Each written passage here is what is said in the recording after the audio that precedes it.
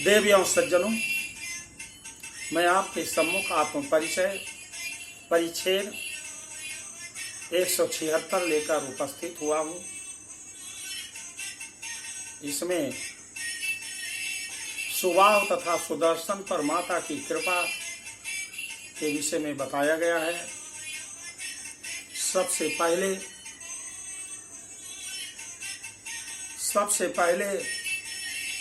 शंकर ध्वनि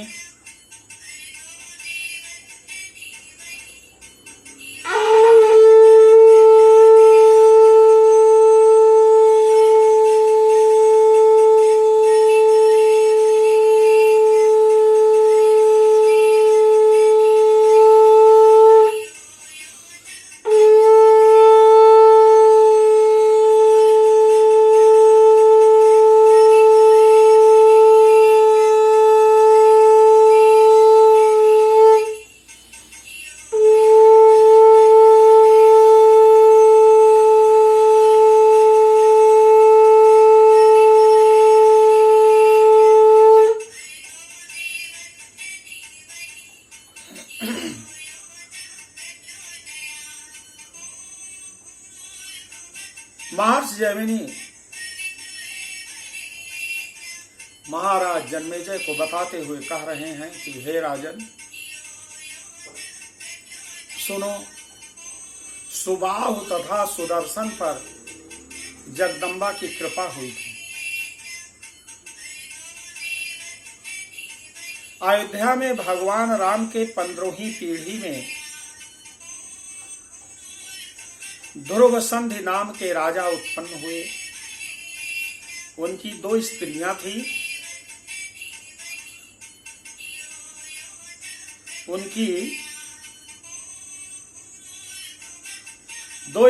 थी। पट्ट महिषी थी पटरानी, कलिंगराज वीर सेना की पुत्री मनोरमा और छोटी रानी थी उज्जैनी नरेश युधाजित की पुत्री लीलावती। मनोरमा के पुत्र हुए सुदर्शन और लीलावती के पुत्र हुए शत्रुजित। महाराज की दोनों पर ही समान दृष्टि थी। दोनों राजपुत्रों का समान रूप से लालन पालन होने लगा। इधर महाराज को आखेट का व्यसन था। एक दिन वे शिकार में एक सिंह के साथ भिड़ गए, जिसमें सिंह के साथ स्वयं भी स्वर्गगामी हो गए, अर्थात सिंह और राजा दोनों की मृत्यु हो गई। मंत्रियों ने उनकी पारलौकिक क्रिया करके सुदर्शन को राजा बनाना चाहा, जो उनकी बड़ी रानी का पुत्र है। इधर शत्रुजित के नाना युधाजित को इस बात की खबर लगी तो वह एक बड़ी सेना लेकर इसका विरोध करने के लिए अयोध्या में उपस्थित हो गए। इधर कलिंग नरेश वीरसेन भी सुदर्शन के पक्ष में आ गए और दोनों में युद्ध छिड़ गया।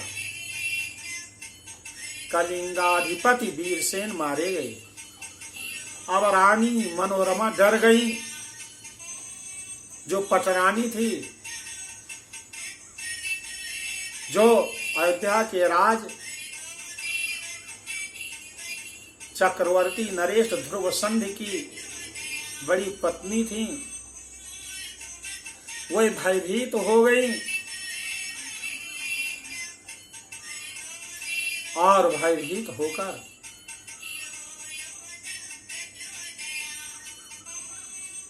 अपने पुत्र को लेकर एक धाय तथा महामंत्री विदल्य के साथ भागकर महर्षि भारद्वाज के आश्रम में प्रयाग में पहुंच गई। युधाजित ने अयोध्या के सिंहासन पर शत्रुजित को अभिषिक्त कर दिया और सुदर्शन को मारने के लिए वे भरद्वाज आश्रम में पहुंचे। पर मुनि के भय से वहां से उन्हें भागना पड़ा।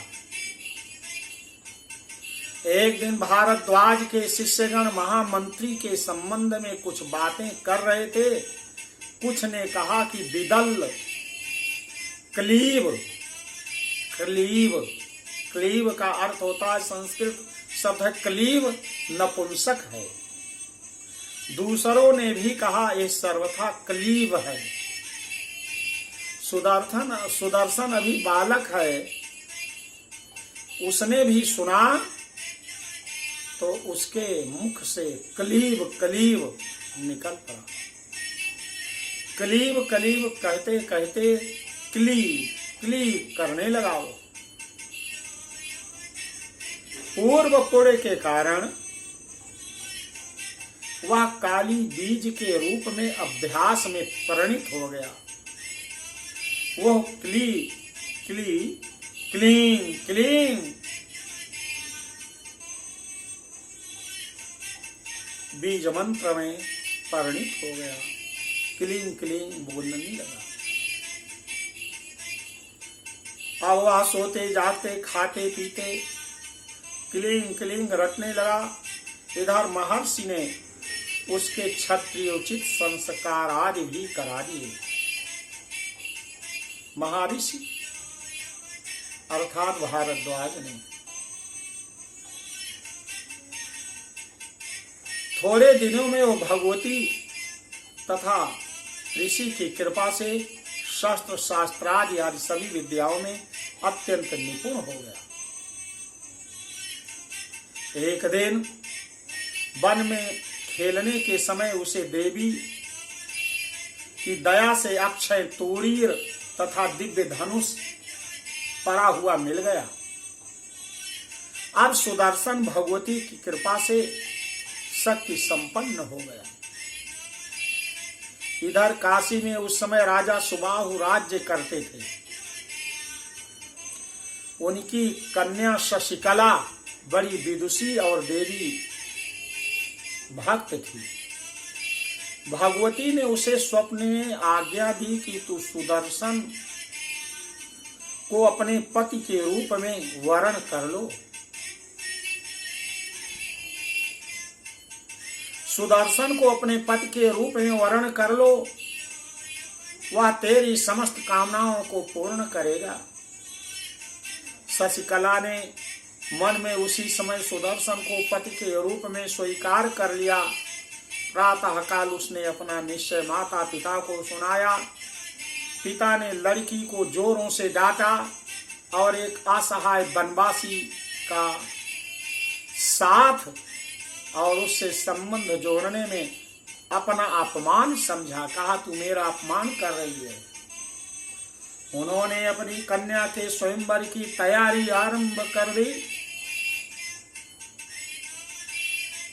उन्होंने राजा ने वो स्वयंवर में सुदर्शन को आमंत्रित भी नहीं किया, परंतु शशिकला भी अपने मार्ग पर दृढ़ थी। उसने सुदर्शन को एक ब्राह्मण द्वारा देवी का संदेश भेज दिया। सभी राजाओं के साथ वह भी काशी आ गया। इधर शत्रुजित को साथ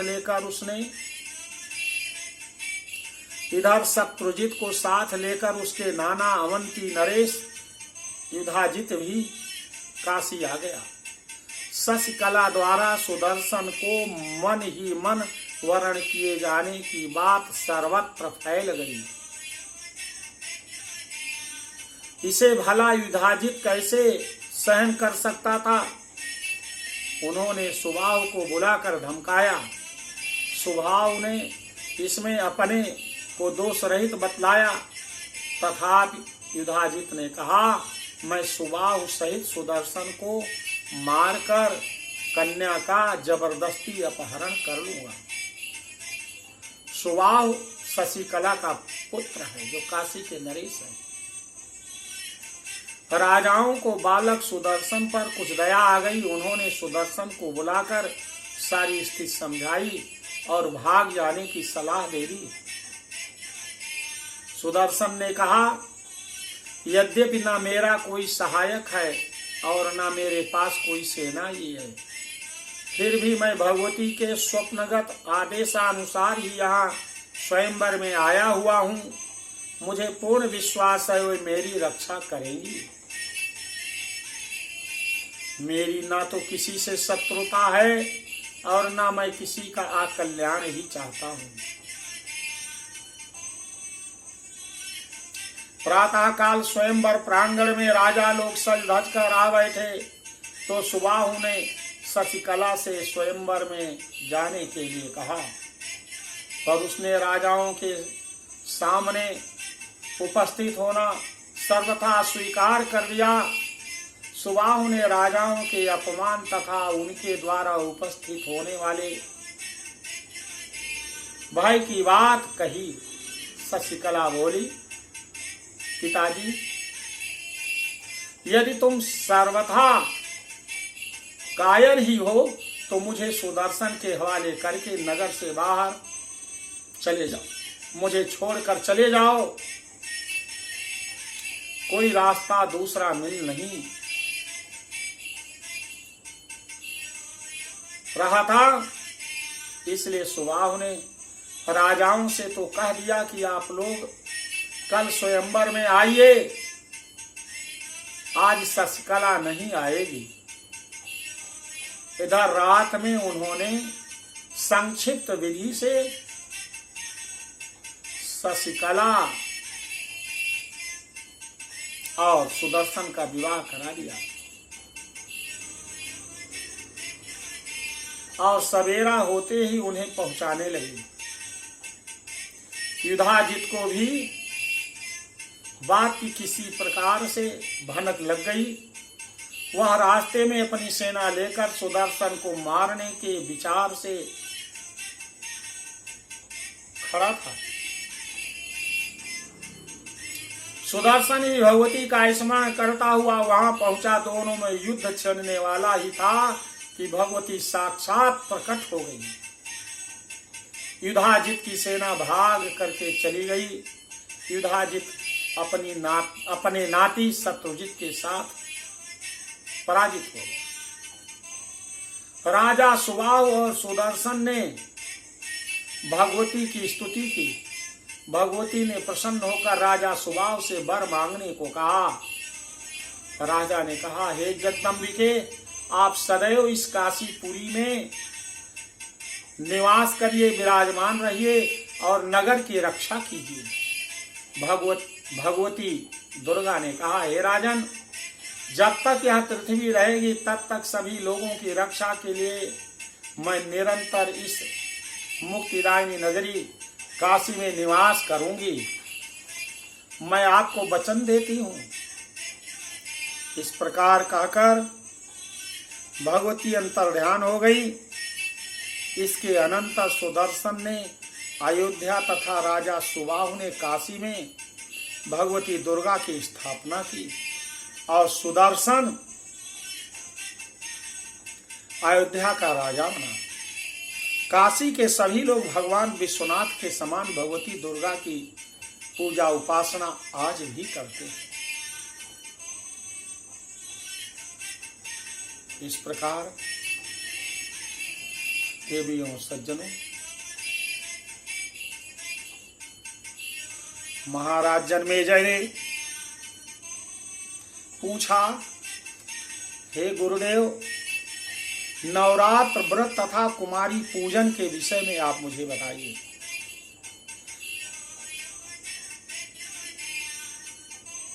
महर्षि कहते हैं कि आत्म कल्याण के इच्छुक मनुष्य के लिए यह व्रत अवश्य करना चाहिए। नवरात्र का व्रत अवश्य करना चाहिए।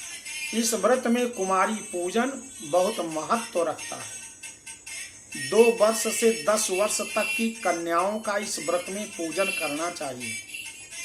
कन्याएं रोग रहित और सौंदर्यमयी होनी चाहिए। जो कन्या किसी अंग से हीन हो, घावयुक्त हो, अंधी, कानी, कुरूप, बहुत रोम वाली, रजस्वला हो, उस कन्या का पूजन नहीं करना चाहिए। इस व्रत का महात्म्य बताते हुए व्यास जी ने कहा कि कौशल देश में सुशील नामक एक अत्यंत निर्धन वैश्य था। घर में अन्न न होने के कारण उसने अपने पुत्र को घर से निकाल दिया था।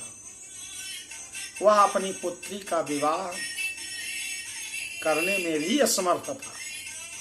किसी ब्राह्मण श्रेष्ठ ने उसकी दशा पर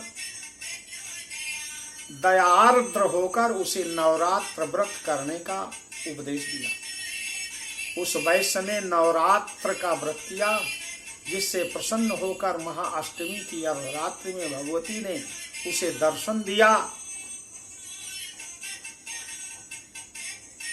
और उसे कृतार्थ कर दिया। स्वयं भगवान श्री राम ने नारद जी के परामर्श से रावण पर विजय पाने के लिए इस नवरात्र व्रत का अनुष्ठान किया था। अष्टमी की मध्यरात्रि को भगवती ने साक्षात दर्शन दिया और कहा, हे नरोत्तम, देवताओं के अंश से उत्पन्न ये वानर मेरी शक्ति से संपन्न होकर आपके सहायक होंगे। आपके अनुज लक्ष्मण मेघनाद का वध करेंगे और आप स्वयं पापी रावण का संहार करेंगे। इसके अनंतर 11,000 वर्षों तक आप भूतल पर राज्य कर अपने लोक में प्रस्थान करेंगे। भगवती का वरदान पाकर भगवान राम ने विजय प्राप्त की।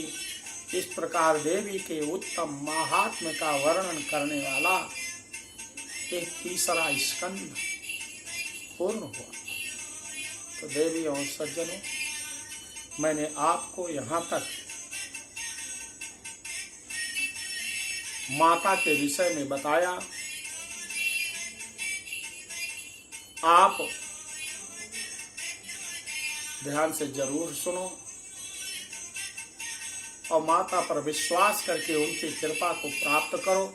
बोलो आदि शक्ति माता भगवती की जय।